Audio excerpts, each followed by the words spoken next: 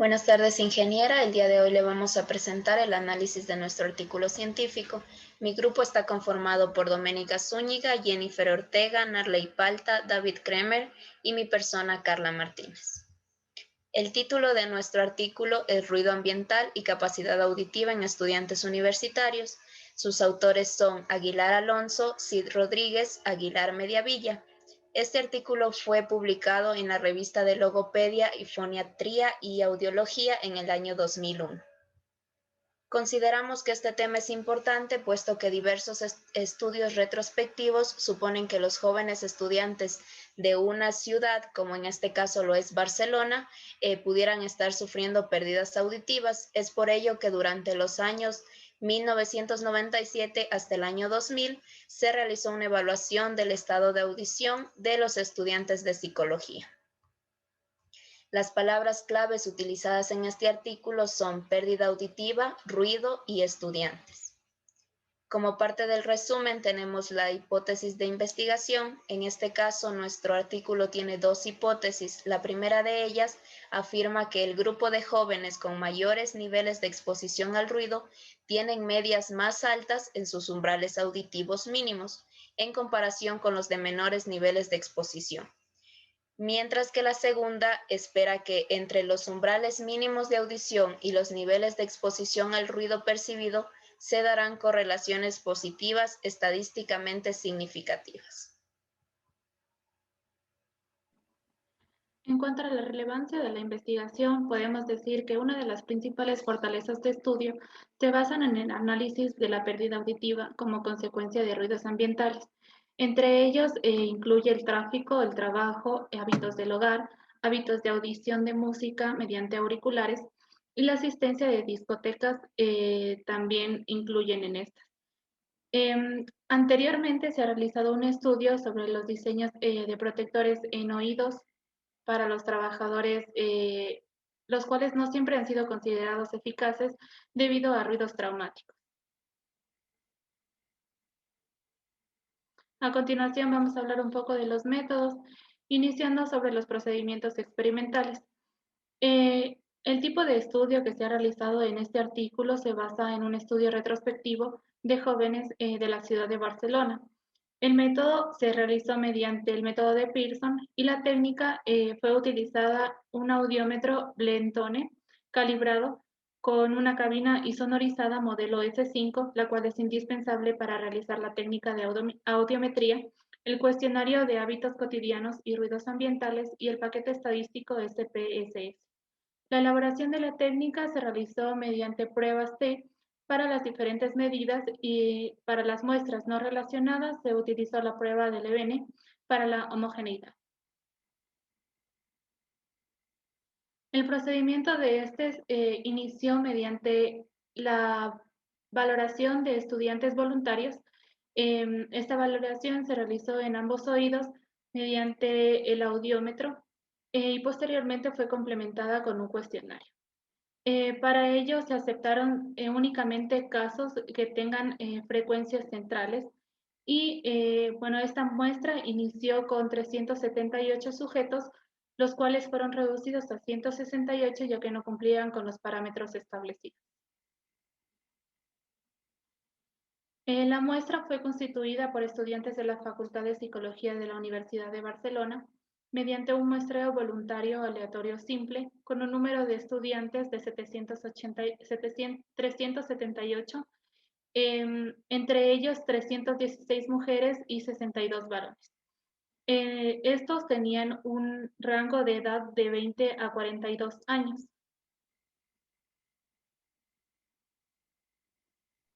Bueno, en el análisis estadístico, como dijo mi compañera, se realizaron diversas pruebas para obtener estos datos estadísticos. La primera prueba que fue la prueba T para las diferentes medidas, luego fue la prueba de Levene para la homogeneidad de las muestras no relacionadas y posterior el método de Pearson que se realizó para las correlaciones birádidas. Entonces, en este en este estudio, los participantes tenían que realizar diversos parámetros para ingresarlo. Entonces, el primer paso fue resolver un cuestionario. Los participantes que no cumplían con correspondiendo correctamente se iban descartando. Y la otra prueba fue la audiometría. Los participantes que tenían una frecuencia central entre 500 a 3000 Hz incluían en el estudio, mientras los que no tenían un valor superior o inferior a 500 no iban a incluir. Entonces, de los 368 participantes que incluyeron el estudio, se iban descartando y descartando, que llegaron a sujetos de 168 participantes, que estos tenían un umbral mínimo de audición de frecuencias medias más graves y más agudas. Bueno, vamos a continuar con los resultados. El resultado principal fue la conclusión. Entonces, dentro de la conclusión principal se da que las medias de los umbrales mínimos de audición, tanto del oído derecho como del oído izquierdo, son superiores a 0. Entonces, nos llama la atención que las medias de mayor de los umbrales mínimos para agudos es de 30 a 20 de 10 a 20.21 decibeles y para graves es de 8.37 decibeles. Pero este valor era para jóvenes. Entonces, se cree que en la actualidad los jóvenes van perdiendo mayormente la audición porque realizan el uso de auriculares, van a discotecas, están expuestos a diferentes factores como el tráfico, como el aeropuertos, diversos ruidos que afectan a la audición.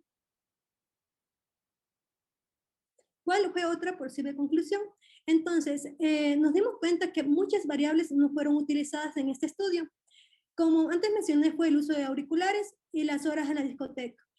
Porque estos actualmente los jóvenes están afectando demasiado por el volumen a full, el volumen a máximo, escuchando música, estando en discotecas. Va a ir sumando poco a poco para que los jóvenes vayan perdiendo la audición. Entonces, los sujetos con computaciones superiores a la mediana, comparado con el de los inferiores, se cree que son menos afectados por el ruido, manifiestan medias más altas en sus umbrales. Aunque estas sean diferencias muy pequeñas, significantes, van a estar contando para que sea un valor estadístico. La relevancia investigativa. Entonces, la relevancia investigativa nosotros creemos que es confiable debido a que los autores pudieron comprobar su hipótesis observando las muestras que obtuvieron y correlacionando las variables. Entonces, podemos observar que estos resultados fueron positivos. Y de acuerdo a los datos estadísticos, estos van a incrementar cuando hacemos la selección de los participantes mediante criterios de audición, resolver los cuestionarios o realizar la prueba de audiometría. Se pudieron observar o se pudieron tomar los sujetos con umbrales medios para el oído derecho igual o superiores a 10. Bien, entonces al momento de analizar lo que sería con los sujetos de la muestra, básicamente nos podemos establecer esta tabla estadística. Aquí lo que primero toma como variables independientes lo que sería el uso de auriculares y las horas a la semana en una discoteca, y las variables dependientes van a ser los umbrales tanto en el oído derecho como en el oído izquierdo. Este análisis se da a los dos grupos según la puntuación de los sujetos de las variables independientes asignadas, en donde según la prueba del EBM, tiene un pequeño error de 0,5, lo cual va a superar esta prueba. Y según los datos, los sujetos que usan auriculares tienen una peor audición en el oído derecho en comparación a los que no usan. Y los que van a discotecas tienen una peor audición tanto en el oído izquierdo. En cuanto a la discusión, nosotros podemos, de la calidad de la evidencia que obtenemos esta información va a ser que la información obtenida sobre la audición presenta una buena calidad, ya que fue realizada con estudios experimentales y de investigación acerca de lo que serían los umbrales de audición por medio de los audiómetros a los estudiantes universitarios, y también como esto fue de manera independiente, podemos ver que la calidad es buena. Ahora, nosotros obtenemos 5 artículos que básicamente están relacionados en gran medida a lo que sería la pérdida auditiva, los cuales se encuentran evidenciados en este cuadrito.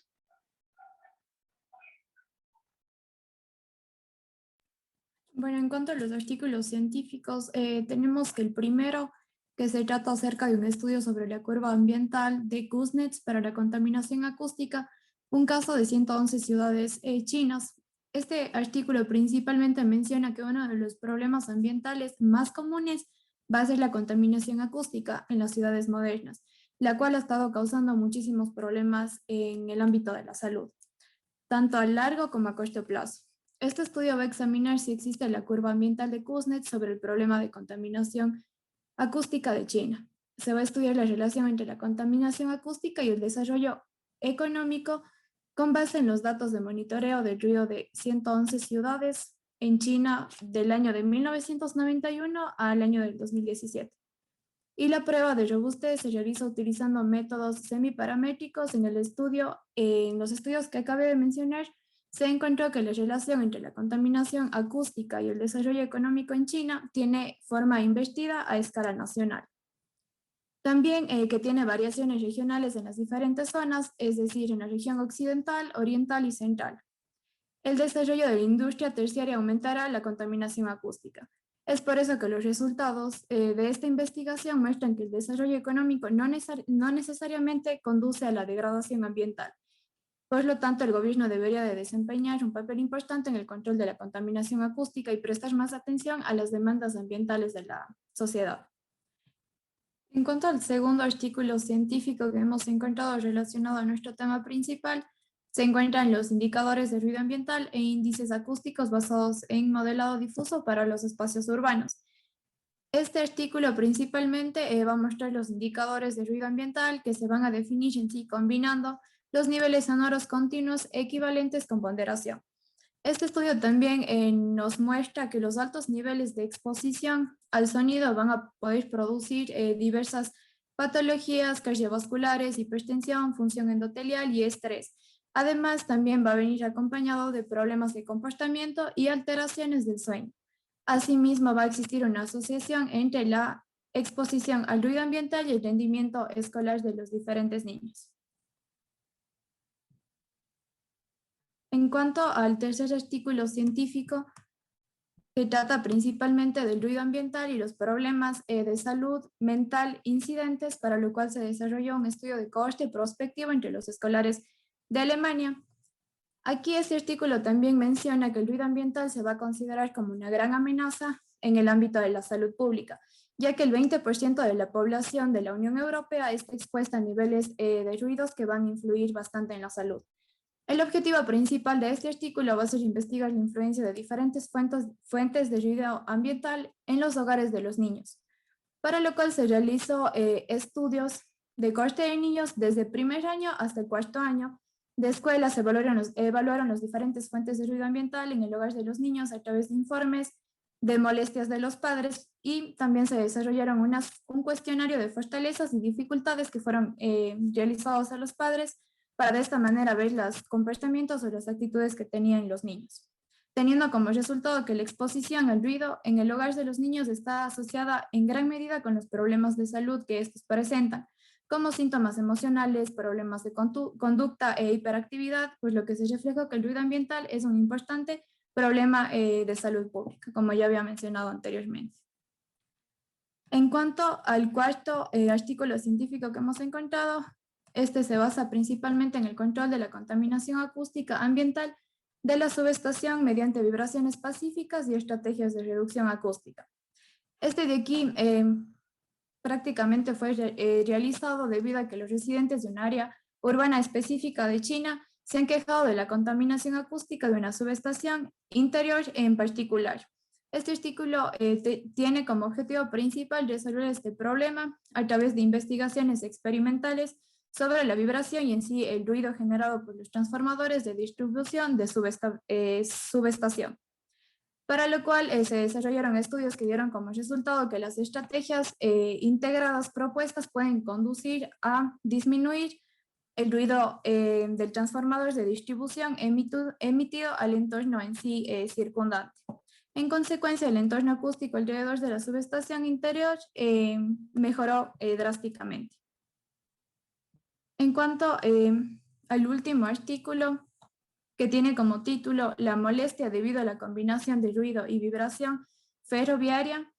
Se dio una comparación y pruebas de resultados en sí con la literatura. Las encuestas realizadas prácticamente reflejaron que algunas interacciones entre la molestia por ruido de los ferrocarriles y el nivel de vibración de los ferrocarriles por un lado, y entre la molestia en sí de las vibraciones de los ferrocarriles y el nivel de ruido de los mismos por el otro.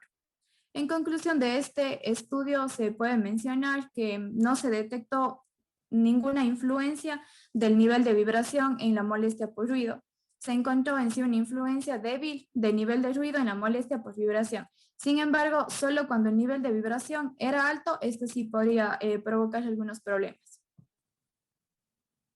Dentro de la discusión, hemos colocado en sí una opinión personal del grupo, en lo que hemos llegado a que la contaminación acústica va a hacer referencia a la presencia ambiental de ruidos, los cuales van a afectar principalmente a los humanos.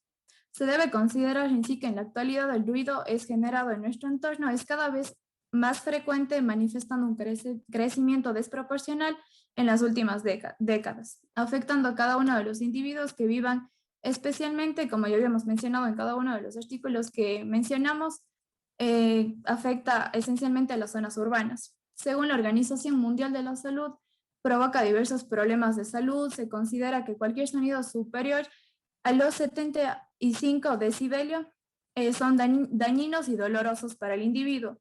Esta contaminación también cabe recalcar que procede principalmente de los seres humanos. Por ejemplo, al momento en el que estamos usando el auto, los aviones, obras de construcción, los audífonos e incluso a los animales. Estos van a afectar a la salud generando una dificultad en el sueño, en las alteraciones, en el sistema cardiovascular, metabólicos, cognitivos o mentales en los niños, el deterioro en las células ciliares, debido a la tendencia de la energía del ruido impulsivo, causando en sí la recuperación de los cilios, que la recuperación de los cilios sea nula. Es por eso que se debe considerar que este problema debería de tratar de llevar a una buena solución para evitar futuras complicaciones en los diferentes individuos, especialmente en las zonas urbanas.